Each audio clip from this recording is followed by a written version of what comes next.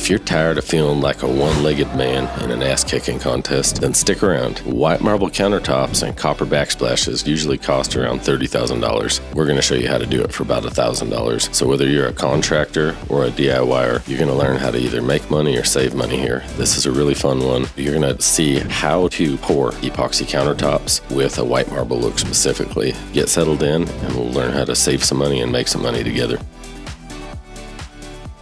So when we bought this house, it had countertops that were in it that I didn't like. And so I actually went ahead and did my own epoxy, and that did not hold up. And so that's something that I thought, as soon as I saw that there was a company wanting to do it, I thought that would be a great change to what we had. So I looked at online and I watched the videos of it being done, and I decided that the epoxy was going to hold up better. It was going to be a very unique piece for the home, and it was just going to be way more durable and long lasting for a product. So we're going to start out today by removing all our appliances. We want to put all the appliances where they're not impacting the job site area. We're going to be taking these corbels off here, the supports underneath this countertop, this lower countertop.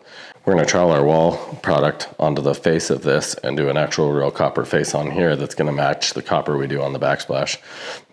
We're going to build a new countertop in here with a single height bar overhang here and scribe it in down here on this end of the countertop, so they'll probably be able to seat one more person here comfortably. So what we're going to do right here today is we're going to be pulling out these countertops. If you can see, they actually were painted with a cheap epoxy coating that's mostly failing. So come underneath here because you're not going to see it where you're at. If you notice up underneath here, there's corner blocking with screws in it. So you're going to have to get up underneath here to every one of these screws.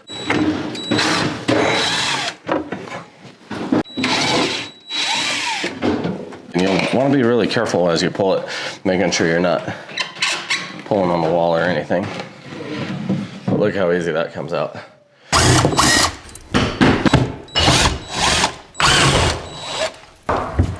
There we are. I see what's wrong with that corner there. Oh. And now since we're doing a copper backsplash, this would be a great time if the customer was wanting to go replace all the outlet covers to maybe be a copper or bronze or something maybe even that matches the countertop more, which isn't necessary in any way. The easiest way for you to do that is to give her a stack with every outlet cover she removes so she could match every single one of them at the store rather than writing down a bunch of pictures and bullshit like that.